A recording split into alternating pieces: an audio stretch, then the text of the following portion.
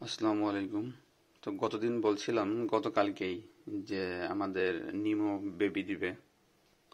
তো রাতেই বাচ্চা দিয়ে দিছে, কিন্তু বাচ্চাগুলা সব ইম্যাচিউর বাচ্চা মনে হচ্ছে, বা বাচ্চাগুলো আনহেলদি মনে হচ্ছে।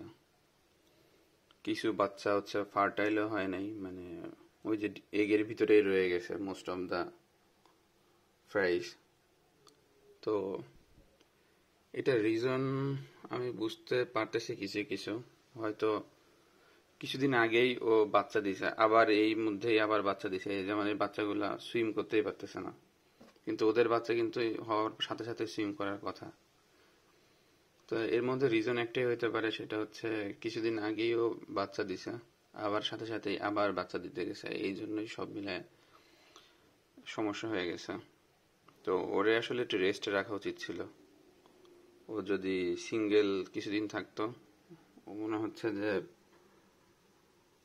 এই জন্য ওরে এখনো মেলের সাথে দেওয়া যাবে না, কিছুদিন মেল ছাড়া রাখতে হবে, অ্যাটলিস্ট 1-2 সপ্তাহ। তারপরে হচ্ছে সম্ভবত ভালো থাকবে।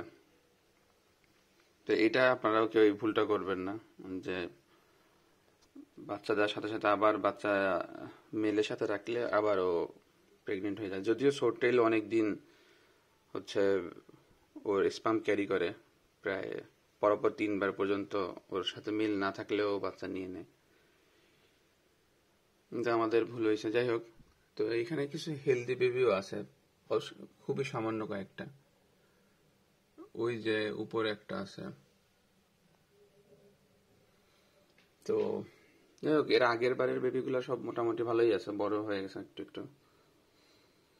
কিন্তু এইবারের গুলা হচ্ছে এরকম অবস্থা। এই যে অনেকগুলো মারাও গেছে, মানে ও হয়ই নেই বাচ্চা, ঠিক আছে। আর যেগুলো হয়েছে এগুলো এখনো অনেক উইক, এরা সার্ভাইভ করতে পারবে বলে মনে হয় না। আর এই যে ও অনেক এক্সাইটেড। তো আচ্ছা, দেখি আপডেট জানাচ্ছি আমি নিজেদের বাঁচাইতে পারি কিনা। তো সবাই ফলো সাবস্ক্রাইব করে সাথে থাকবেন।